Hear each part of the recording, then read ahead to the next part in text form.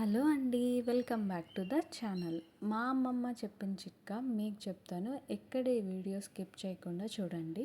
So ఈ hibiscus ఫ్లవర్స్ని హెయిర్కి ఎలా మాస్క్ లాగా వేసుకోవాలో నేను మీకు ఈ వీడియోలో చూపిస్తాను.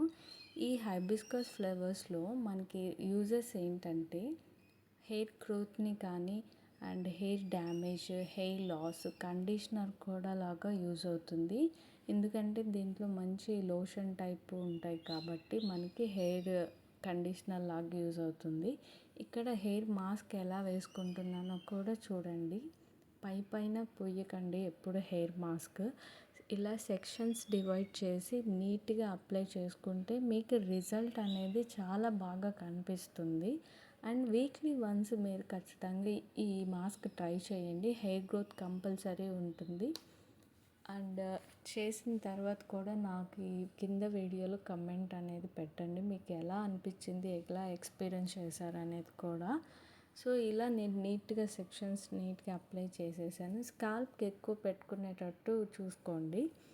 అండ్ హెడ్ బాత్ చేసినప్పుడు ఏదైనా మైల్డ్ షాంపూస్లో అలా హెడ్ బాత్ చేసినట్టయితే మీకు మంచి రిజల్ట్ అనేది ఉంటుంది. అండ్ నేను దీంట్లో కొంచెం గోరింటాకు కూడా వేశాను, కొంచెం నేచురల్ హెయిర్ కోసం, కలరింగ్ అనేది వస్తుంది కాబట్టి. సో నాకు హెయిర్ లాస్ అనేది ప్రెగ్నెన్సీ జర్నీలో స్ట్రెస్సుల వల్ల చాలా జరిగిందనమాట. నేను హెయిర్స్ గ్రోత్ జర్నీ స్టార్ట్ చేశాను. అప్పటి నుంచి నాకు ఈ బేబీ హెయిర్ అనేది చాలా గ్రో అయింది.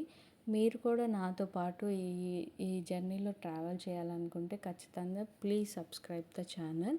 అండ్ ఇక్కడ చూసినట్టయితే హెయిర్ అనేది మీకు వాల్యూమ్ ఎక్కువ ఉన్నట్టు తెలుస్తుంది.